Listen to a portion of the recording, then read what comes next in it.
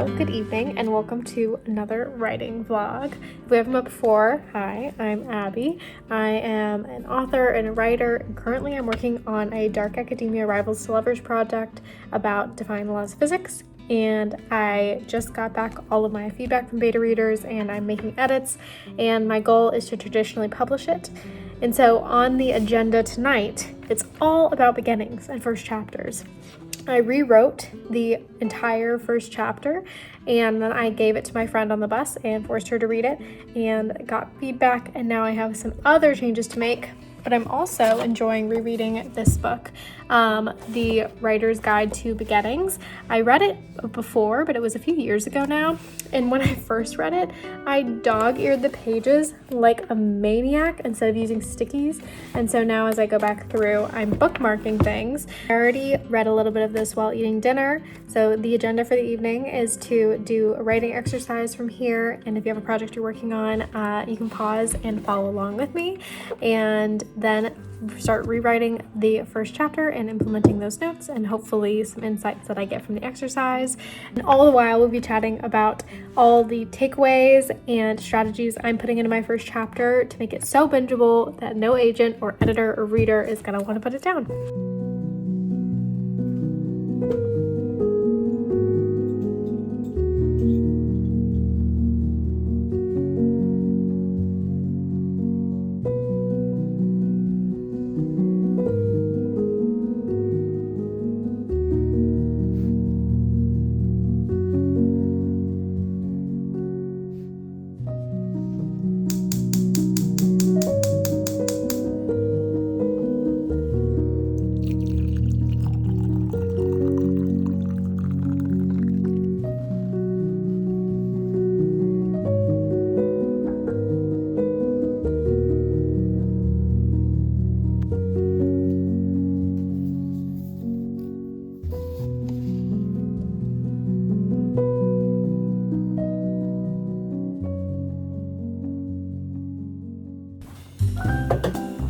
Hello.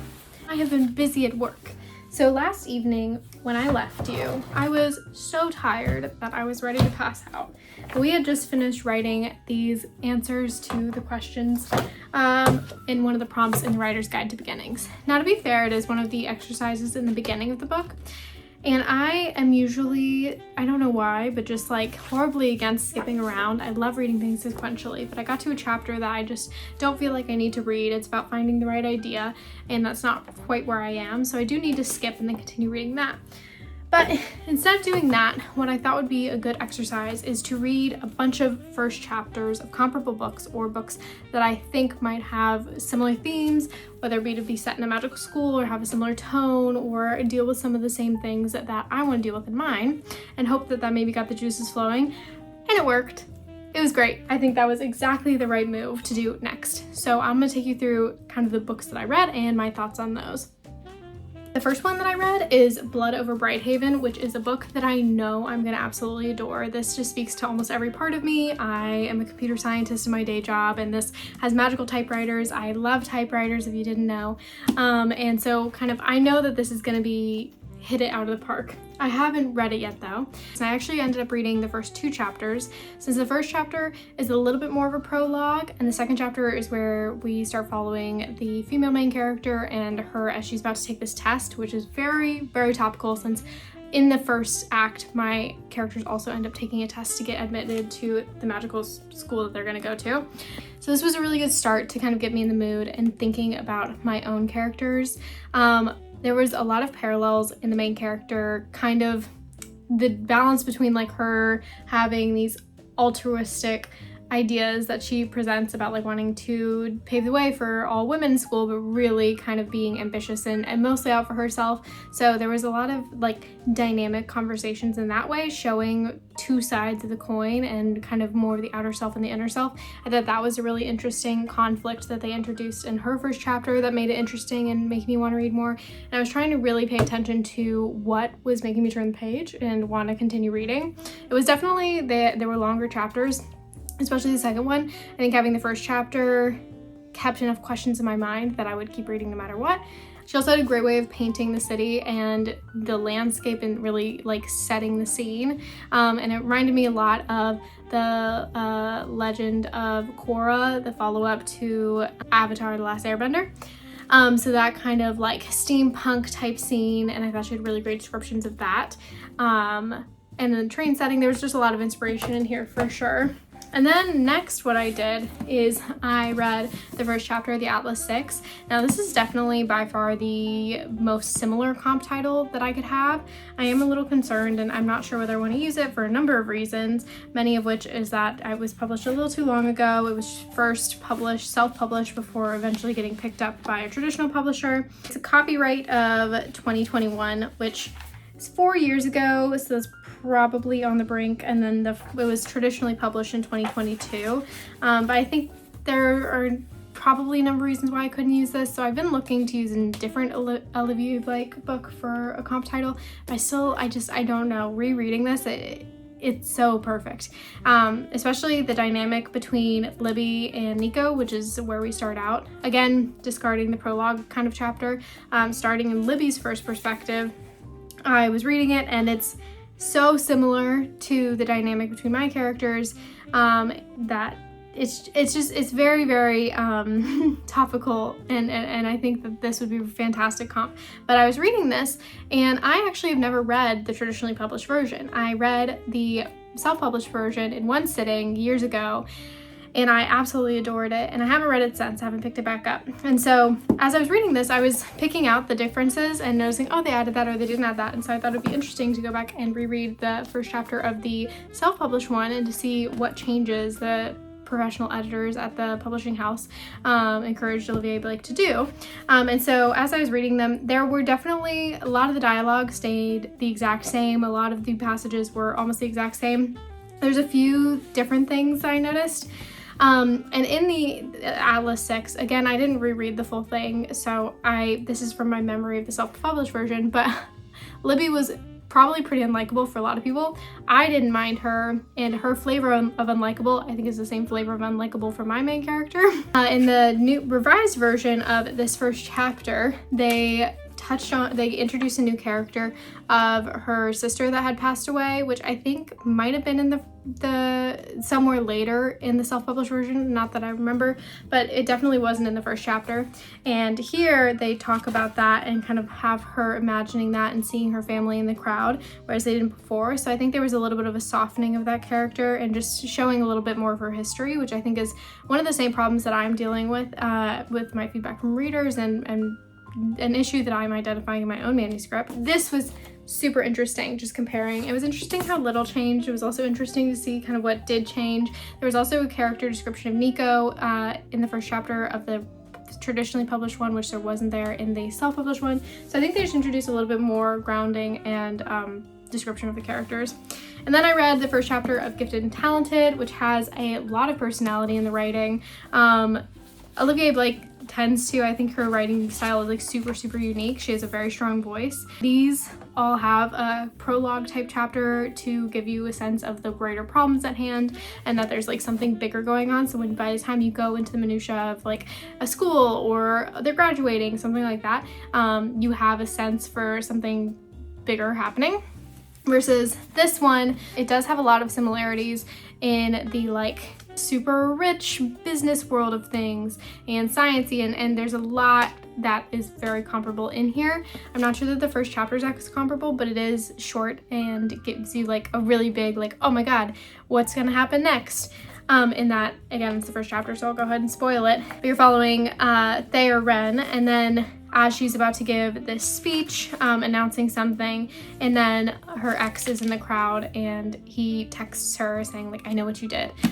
So it's a different setup and I think a different type of story than the story I'm writing, but it's definitely still interesting to see kind of ways that you might pique someone's interest. Anyways, I'm getting very toasty and I'm still in my work clothes, so I'm probably gonna change out of these and then start revisiting the first chapter. And I have a lot of changes I want to make, and in particular I think that these questions were good, but there are a number of questions that I want to answer for myself that I think would really deepen the story. But I'm going to do a little journaling exercise.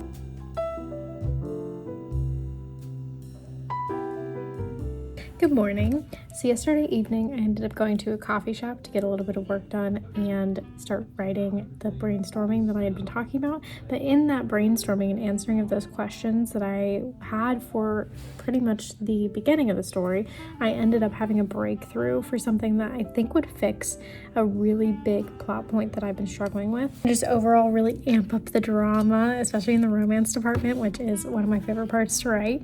So I am super excited. I ended up spending a lot of yesterday talking to different friends about it, people who've beta read, people who know kind of the story, to get their 2 cents, especially ones who had certain qualms that will be addressed by this new dynamic that I'm introducing. And so it was a big brainstorming day and a big day of just like fleshing out the concepts and thinking about, all the different steps of what all the different implications of this change. That being said, I did not make a ton of progress on actually rewriting the beginning or doing any of that. I think what I'm going to do now is rewrite my synopsis so that I can include this change and really think through step by step on like what parts of the story it will affect. And then I can get back to writing the beginning, because I think definitely the beginning I need to set up everything that's going to happen. So I want to start opening the threads of different things that are going to happen. Okay, this isn't making any sense, so I'm just going to go ahead and get working.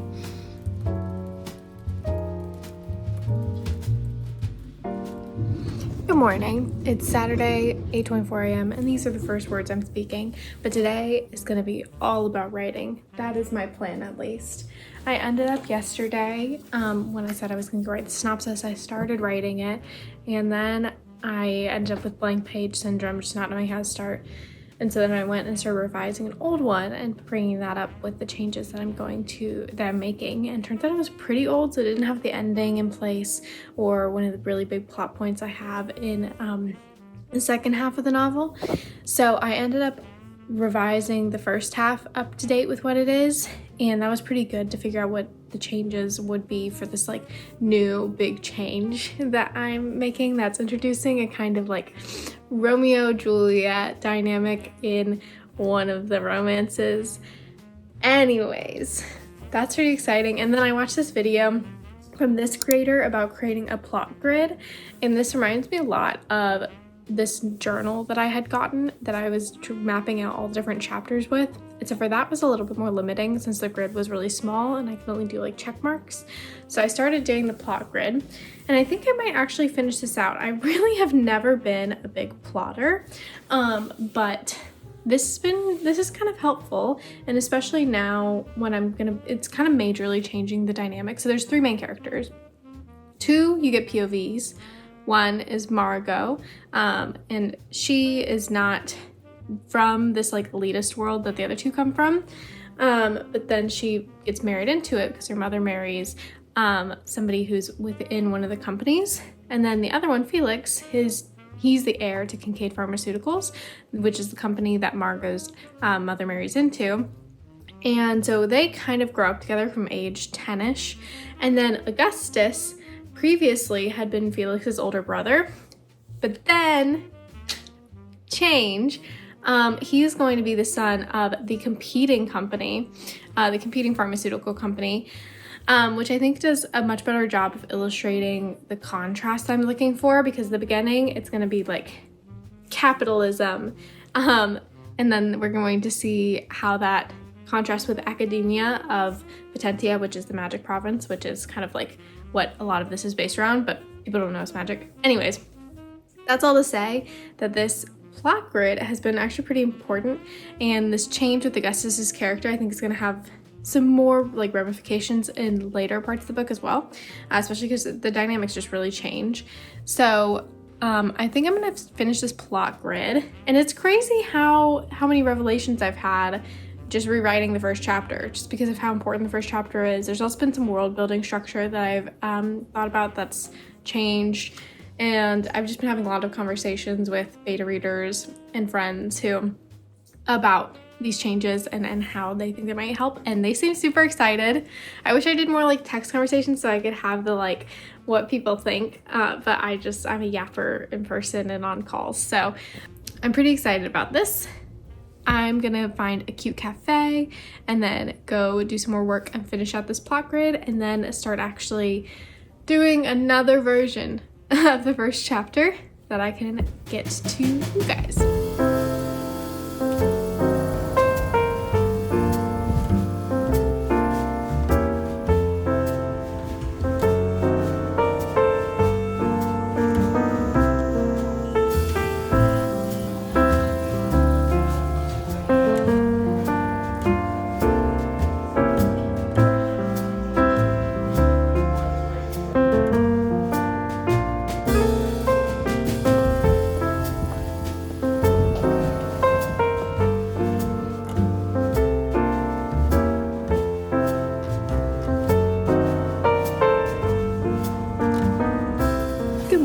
It's Sunday morning and I have not rewritten the first chapter, but I have started replotting the entire book, and not necessarily replotting the entire thing, but reorganizing it based on some major plot and character changes that I know I want to make, that I've had big realizations about over the week.